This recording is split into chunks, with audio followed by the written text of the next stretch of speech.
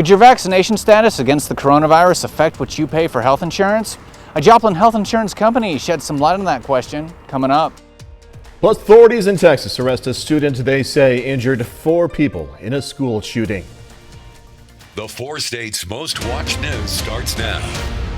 Thank you for joining us tonight. I'm Jordan Abbey. The impact of a shooting in the Kansas City area is being felt in the 4 states. The 2 victims are Carthage residents. Tonight, their accused shooters are facing charges. The shooting happened Friday night on I-49 near East 307th Street, south of Harrisonville, Missouri. The Cass County Sheriff's Office says officers responding to a shots fired call found a car riddled with bullet holes. That car contained a 20-year-old and 17-year-old from Carthage, both with life-threatening gunshot wounds. The suspects are from Texas. They are Quinn Parrish and Colleen Riley from Grand Prairie. They're both facing numerous charges, including armed criminal action and first-degree assault. One of the victims has been released from the hospital. The other is still being hospitalized. Doug Katie joining us now. First look at the forecast. Another, you tell me, how would I describe today? It's good. It was good. Doug Katie joins us now with first look at the forecast. Another good day today. Yeah, I mean, really no complaints. Pretty good day. We had a lot of clouds and a few random showers, mainly in southwestern Missouri. 71 for a high. Normal high is 74, so pretty close to where we should be for this time of the year. Any showers that we have had out there, there's still a few random little sprinkles, a lot of clouds. We're also getting some fog, which is building in, so that's going to be one thing we need to watch out for tonight. Of course, we're going to look at the rest of the week in our next system here in just a bit. It was a good day. Doug Katie, we'll see in a little bit. Thank you so much. It's Fire Prevention Week, so some area students today got a valuable lesson on fire safety. The Stella, Missouri Fire Department visited Tri-Way Elementary. Firefighters taught the students about fire prevention and what to do if they are involved in a fire. I think that it's exciting when you get to see the firemen because it's Halloween, you know, what everybody wants to dress up like the firemen. So I think this is a great opportunity for kids to become acquainted with their local community fire department. So it gives us a great opportunity for our students. How about that? Fire prevention lesson was provided to pre-K through 4th graders. Domino's in Pittsburgh is also taking part in Fire Prevention Week. Some customers today were randomly selected and surprised at the door with their pie being delivered by a fire engine. Now, if the smoke alarms in the customer's home are working, the pie was free. If not, you had to pay $300 for the pie. No, just kidding. The firefighters installed a new alarm or replaced the batteries.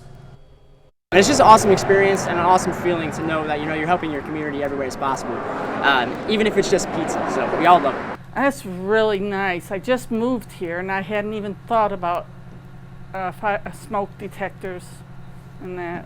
So that was really nice. Good idea too. This year's Fire Prevention Week campaign theme is Learn the Sounds of Fire Safety. Well, the manhunt is over. The teen suspected of opening fire inside a Dallas area high school, turning himself in, is now being questioned by police. Fox News senior correspondent Casey Stiegel is in Mansfield, Texas, with more on how this incident unfolded.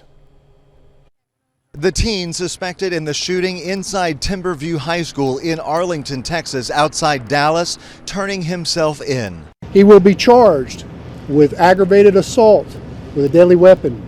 3 counts. Police saying the incident started as a fight between students, which broke out in a classroom. That's when officials say the alleged suspect, 18-year-old Timothy George Simpkins, pulled a gun and began firing, creating chaos on campus for the roughly 1,900 students and staff. There were 4 victims. 1 was minor injuries who refused treatment. 3 individuals were taken to the hospital. 2 of those individuals, 1 student and 1 staff member, needing surgery. Following the shooting, the suspect, reportedly a student at the school, fled the scene, prompting a statewide manhunt for a few hours. As they tried to get him into custody, authorities, including the FBI and ATF, positioned outside Simpkins' home, weapons drawn. Hours later, he was in custody. We do have a weapon that was recovered. It is going to be turned over to ATF to run ballistics. Nearby, parents anxiously awaiting reunification with their children. Students were taken to a performing arts center by bus and methodically accounted for before being released to an adult. I panicked because, it was a little bit close to home. Investigators are now digging into what caused that original fight in the first place, a fight that ultimately led to gunfire. That's the latest from Mansfield, Texas. Casey Stiegel, Fox News. Jasper County Health Department is reporting 3 more residents have passed away from COVID-19. Officials say the residents, all women, one in her 30s, one in her 40s, and one in her 50s. These newest deaths bring the county's total to 222. A major drug maker offers a new injection which could help put an end to the COVID pandemic. Fox News correspondent Jonathan Seary has more from Atlanta. COVID containment is the main focus for health officials, with AstraZeneca offering a new tool as case numbers decline. The drug maker asking the FDA for emergency authorization for its anti-COVID cocktail, which helps vulnerable people avoid infection by injecting them with antibodies made in a lab. Doctors say it could be a game changer, but at the moment, there's not enough for widespread use. We need 50 to 100 million doses of that. We have 2 million. The announcement comes as more vaccine mandates are going into effect across the country, but lingering vaccine hesitancy is raising fears of major staffing shortages. San Francisco is bracing for a possible mass transit nightmare at the end of the month when a mandate goes into effect there. Officials say they can only afford to lose about 300 employees out of almost 5,000 before cutting back on services. It will significantly impact transit operations and parking control throughout the city. Another big unknown, how many employees will request religious exemptions to avoid getting their shots. Most of those exemptions are being granted for the time being, with employers looking to avoid litigation and negative press. Questioning someone's religious exemption is something that has to be taken very seriously. The amount of money that you wind up paying just to defend yourself can be quite substantial. The White House released guidance this week on how federal workers can request religious exemptions ahead of the November 22nd deadline. In Atlanta, Jonathan Seary, Fox News. And as the world tries to return to normal during the COVID-19 pandemic, airlines are asking governments to be more coordinated. The International Air Transport Association is saying that different countries having different border restrictions is negatively affecting the industry's recovery. Leaders of the IATA say people want to fly, but restrictions worldwide are preventing travelers from doing so, despite plans from the Biden administration to open the U.S. to travel from 33 countries around the world. Airline leaders are still in a tough financial situation, they say. Experts say if the American reopening is delayed, the financial consequences will reverberate across the industry.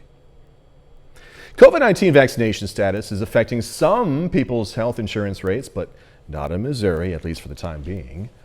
KOAM's Mike Mahoney spoke to a Joplin insurance specialist to find out if the pandemic is affecting premiums. Delta Airlines recently made national news when it announced it was raising insurance premiums on its unvaccinated employees to the tune of $200 a month. According to Missouri's COVID-19 dashboard, a little over 48% of the Show Me State's population is fully vaccinated, which means a lot of Missourians will be paying more for their health insurance if their employers go the same route as Delta. But the president of Joplin's Insurance Center says that's not currently the case, at least with the major insurance providers that his company represents. We don't have any providers that we represent that I'm aware of that even ask the question if you're vaccinated or not.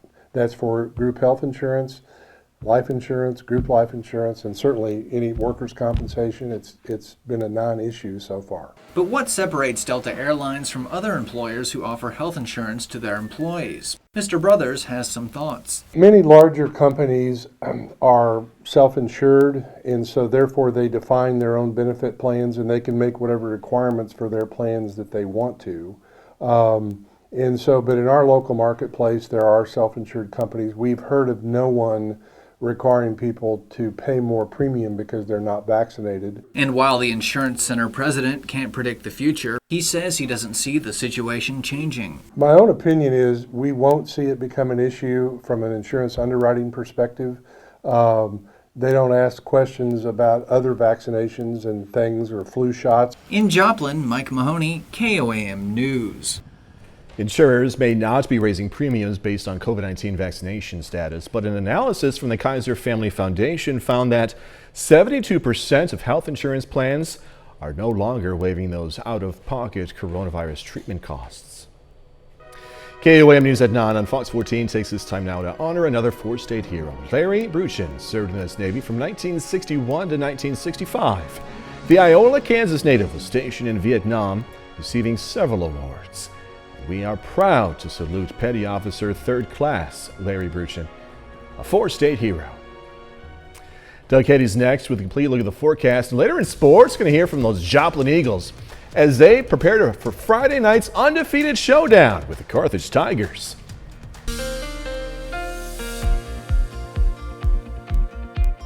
Well, it turned out to be a little bit cooler for us today. Temperatures 4 highs mainly into lower 70s, but our average high is about 74 degrees, so just a couple notches below where we should be for the beginning of October, but that's really going to change, especially as we get into late this week and then heading into the weekend.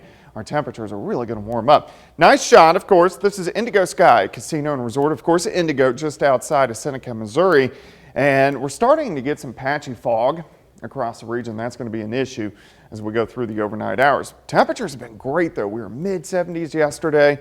Today, we made it into lower 70s, but we are really going to warm up as we work into the next couple days as really a warm front rolls through by tomorrow night. 63 right now. The winds are calm. Humidity is high. So when you have calm winds and you have high humidity, you usually get some patchy fog. Temps around most of the metro are sitting mainly into the lower 60s, and this is pretty much the same across the entire area. A little bit warmer once you get out Chanute, Yates Center, Independence, Neodesha, Nowata, temperatures mid to upper 60s. But look at the fog starting to build in, especially southwestern Missouri, the areas that have seen the showers for us today. So I don't think once you get into our western counties, really from Chanute, Parsons, down toward Nowata and west, you really have an issue with fog. It's mainly going to be most of us right along the state line of Kansas, Missouri, and Oklahoma.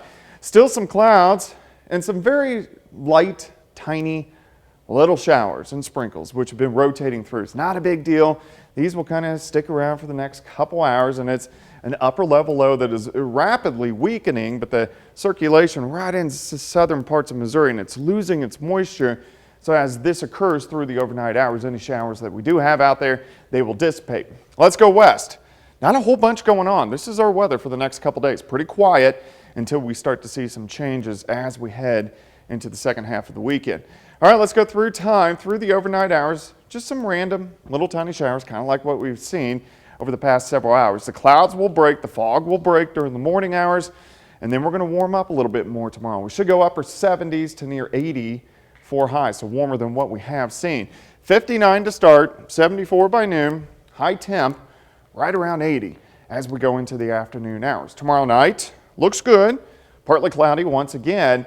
Warm front's going to shift through early Friday morning, and then we really heat up as we should go upper 80s for highs on Friday. So getting much hotter. I think we'll be right around 90 by the time we head into Saturday. I think we'll be mid 80s on Sunday, but look at the storms building Sunday evening, Sunday night.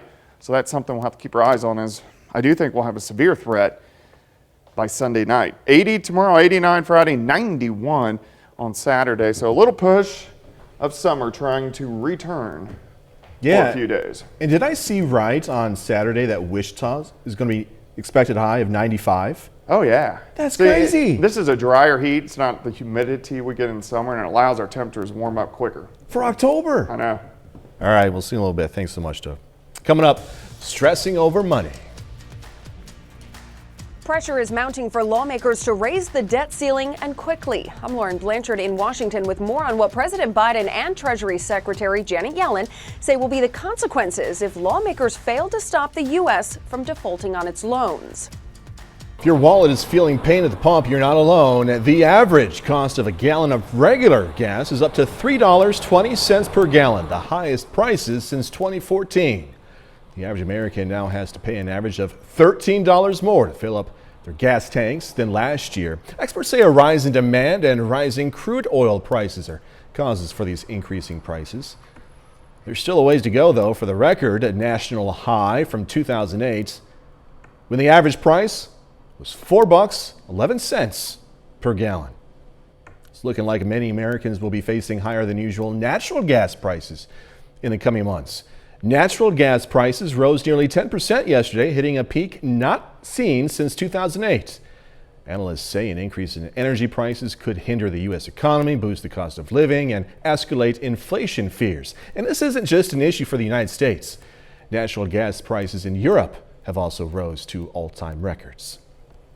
With less than 2 weeks remaining for Congress to raise the debt limit or risk a U.S. default on its loans, today President Biden and Treasury Secretary Janet Yellen met at the White House to further pressure lawmakers to act quickly. Fox News correspondent Lauren Blanchard is in D.C. now with more on what they say will be the consequences should Congress fail to act. It's a meteor headed to crash into our economy. We should all want to stop it. President Biden hopes a dire warning in front of some of the nation's biggest business leaders will convince Republicans to help raise the debt ceiling to avoid a U.S. default on its loans.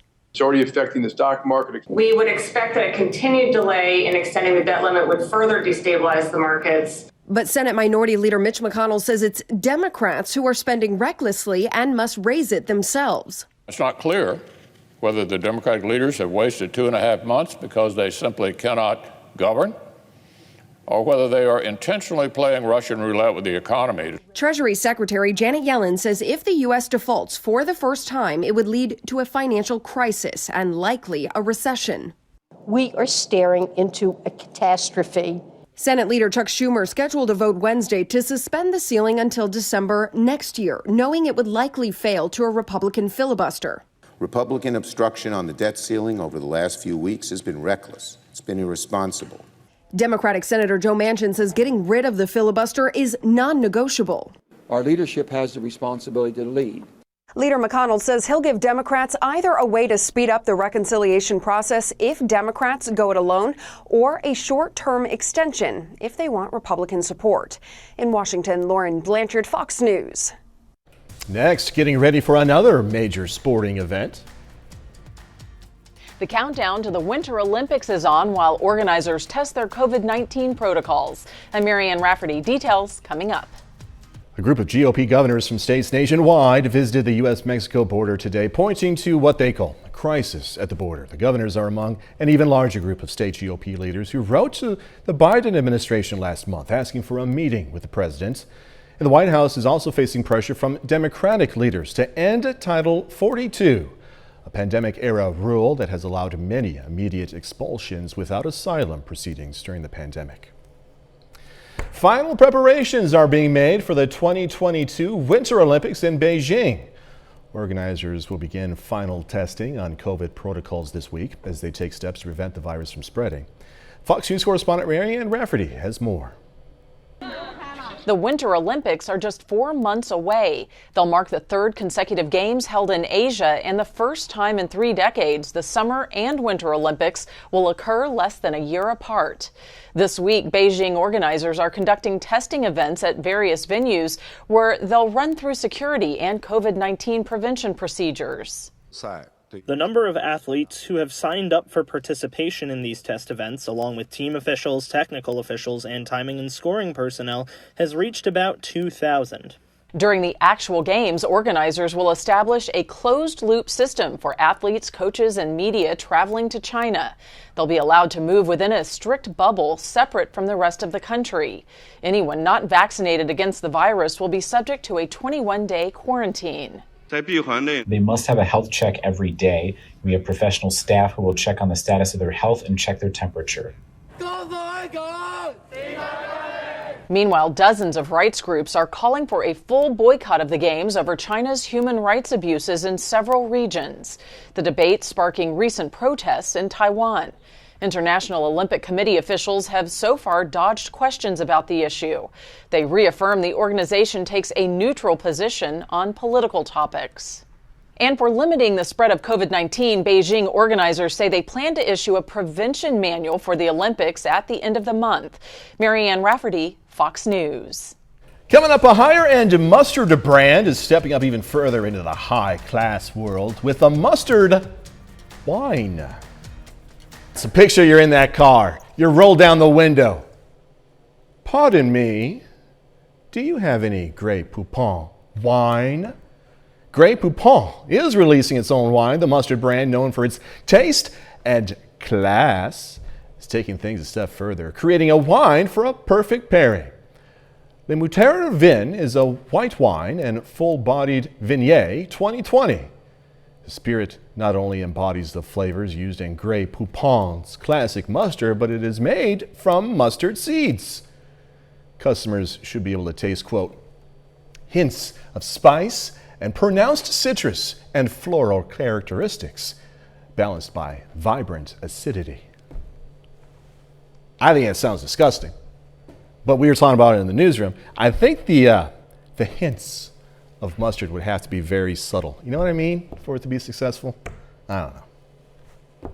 30 more minutes, news, weather, and sports coming away. Missouri Southern faculty get training on how to recruit and retain students. Explosive allegations putting Facebook on the defensive. I'm Aisha Hasni in Washington with what lawmakers want to do to keep people safe. October this month, of course, is Breast Cancer Awareness Month, and many people are going to be looking for ways they can help fund charities trying to end this terrible disease.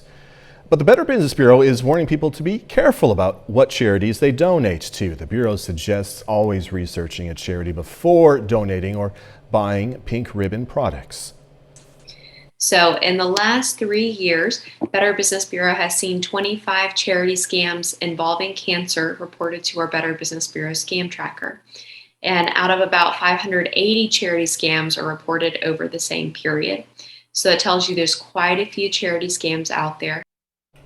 We apologize, of course, for that glitch right there. You can find information about potentially fraudulent organizations on the BBB's website. You can also use that site to report scams. Missouri Southern is hosting its Southern Summit. The Southern Summit is a chance for professors and other educators to develop tools to recruit and retain students. It's also an opportunity for staff members to connect. Over the years, it's become an expectation sort of on campus. Like people plan events around it, or they'll do like departmental meetings around it, and like making sure that they aren't overlapping so they can attend some of the sessions that we offer. So it's definitely a learning experience. It's definitely an opportunity for us to network as a campus and grow our community. This year's keynote speaker was Dr. Daryl Davis, Assistant Superintendent of Equity, Inclusion, and Innovation for Kansas City Public Schools. Nearly 200,000 at-home coronavirus tests are being recalled after multiple false positive results. A false positive signals that a person is infected with a virus when they are not, of course. Test maker Alum says it's recalling dozens of lots that were shipped to retailers like Walmart, CVS, Target, and Amazon between April and August of this year. Babies are consuming more microplastics than adults. Specifically, infants consume 10 times as much microplastics as an adult. Researchers testing the stool samples of 10 adults and 6 infants found an alarming amount of microplastics in each, but significantly more in that of the babies. Now, scientists assume this is because babies tend to put a lot of things in their mouths. As parents know, right? Babies spend more time crawling on the ground, potentially breathing in plastic particles or getting it from carpets, toys, and other places. Experts estimate humans ingest about a tablespoon of microplastics a week. Research indicates ingestion of microplastics can lead to an increased risk of cancer and impact lung cells. Facebook under fire after a former employee says the social media giant is harmful and corrupt. Fox News correspondent Aisha Hasni and more on the backlash and Mark Zuckerberg's response. Facebook on the defensive following Tuesday's testimony on Capitol Hill from the company's former data scientist, Frances Haugen. Facebook knows that content that elicits an extreme reaction from you is more likely to get a click. Haugen making a series of explosive allegations against her former employer, telling senators Facebook's own research proves the social media company is designed to prey on children for profit, incite violence, and promote extremist content. I'm concerned that this algorithms that they have pushes outrageous content, promoting anorexia. This happens to people. So Facebook knows that they are leading young users to anorexia content. Facebook co-founder and CEO Mark Zuckerberg now breaking his silence, issuing a lengthy statement to Facebook employees, claiming comments made during the hearing are, quote, illogical, writing in part, "We care deeply about issues like safety, well-being, and mental health. It's difficult to see coverage that misrepresents our work and our motives." But government officials aren't buying it. Mark Zuckerberg, your time of invading our privacy, promoting toxic content, and preying on children and teens is over. And there is a bipartisan push to take action against Facebook here on Capitol Hill, but Facebook threw the ball back into Congress's court, asking lawmakers to just set standard rules for all of the internet. In Washington, I'm Aisha Hasni, Fox News. One of the lawmakers pushing for action against Facebook is Missouri Senator Josh Hawley. We spoke with Senator Hawley today, who said he's pushing for legislation that could see tech companies sued over damages to children. What we've found out from the big tech companies is that they're so dishonest. They target our kids. They know that spending a lot of time on their platforms is bad for our kids, and then they've lied about it to Congress. Here's the easy solution, I think. Let parents sue. If your kid has suffered mental harm, they've suffered real harm, and you can prove it, you ought to be able to sue them. The Facebook CEO Mark Zuckerberg addressed the whistleblower's allegations on Facebook, saying in part that instead of ignoring that young people use technology, tech companies should build experiences that meet their needs while also keeping them safe. All right, a little bit later, grocery stores across the country struggling to keep those shelves stocked because of a shortage of truck drivers.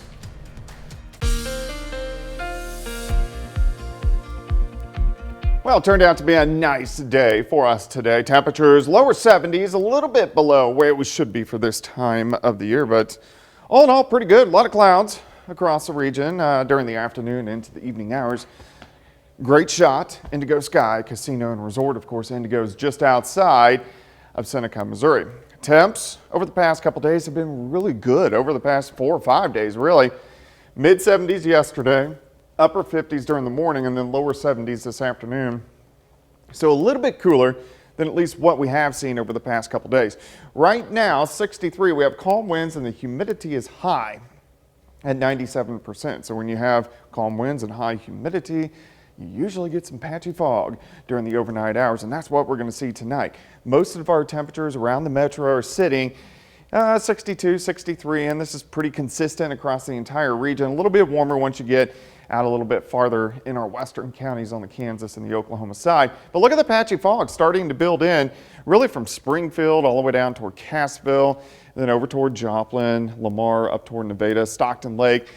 Some fairly dense fog once you get out through southwestern Missouri. This is going to creep farther west as we go into the overnight hours. So if you are going to be out on the roadways tonight or into the morning hours, watch out for the patchy fog across the region. We have seen some clouds and some spotty little showers throughout the day. It's not a big deal. We still have some spotty little showers and sprinkles across the region, but that is just about it. This storm system is really losing its moisture. It's a little spin right across southern parts of Missouri. It's going to exit out. We won't have to deal with it whatsoever anymore. Out to the west, not a whole bunch going on.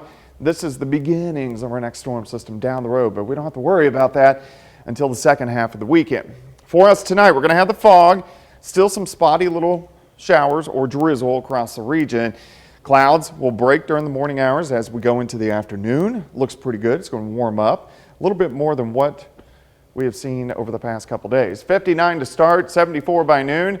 High temp right around 80 during the afternoon. Tomorrow night, a few clouds as a warm front is going to rotate through. So this is going to warm us up as we go into Friday. A little bit hotter, actually.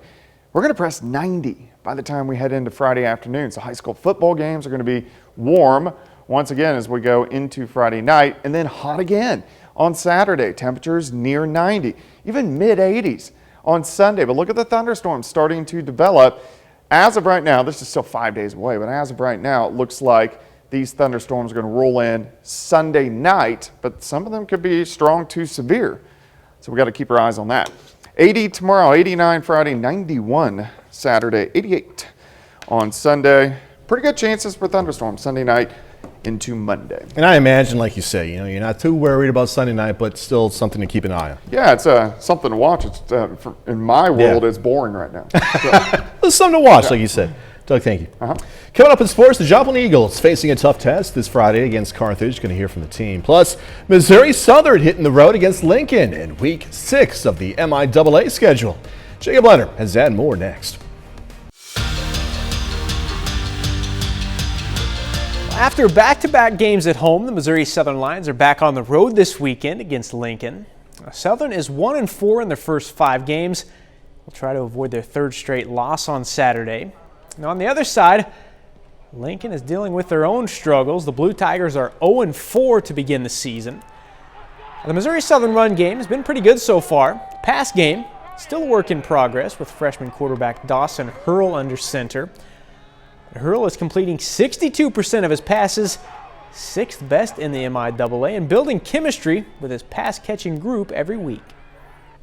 Dawson becoming better and better each week. We're learning, to adjust, and we've grown each week passing the ball. If you look at the numbers, right now we're just week by week waiting for that big moment to come. But I think we're gonna boom. Pretty soon. The one thing that we're starting to see is our level of execution go up. I've talked about it before. This stuff takes time. We're on game 6 now, so he still hasn't even had a full season under his belt. He's only thrown to these guys for a spring and a fall, and so it takes time to develop that relationship. The Joplin Eagles host the Carthage Tigers this Friday night. This one is easily the biggest game of the week and probably the biggest game of the season in the area, with both teams heading into Friday undefeated.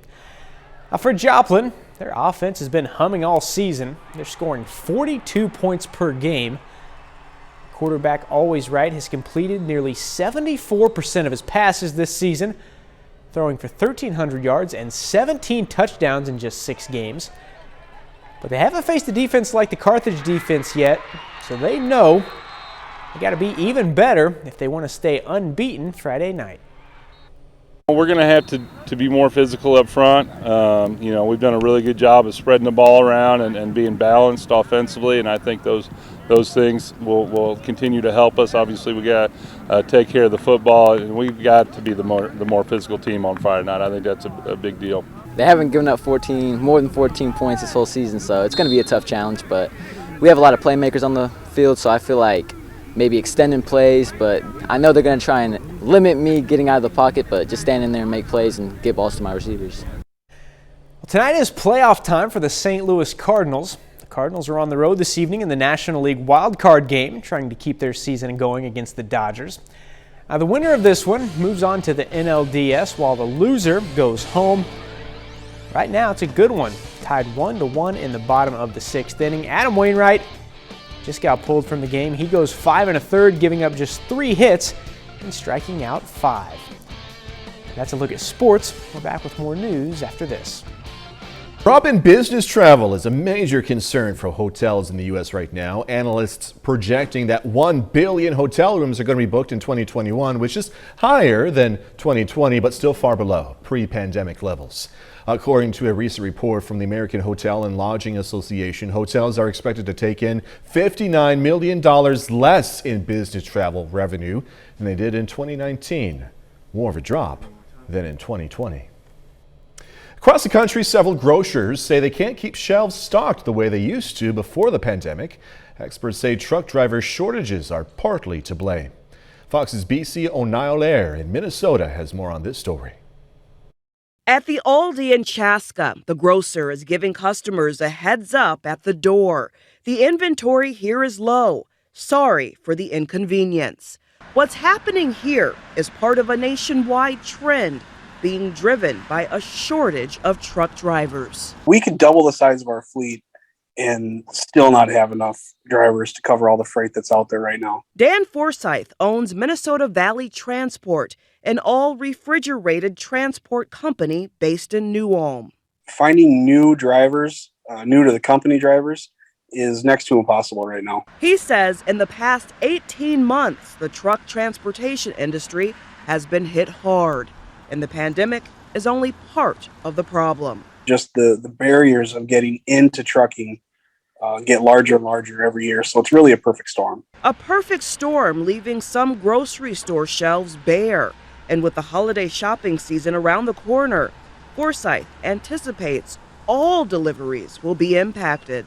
It's going to get much worse before it gets better. But he believes the industry is on the road to recovery as more and more people get back to work.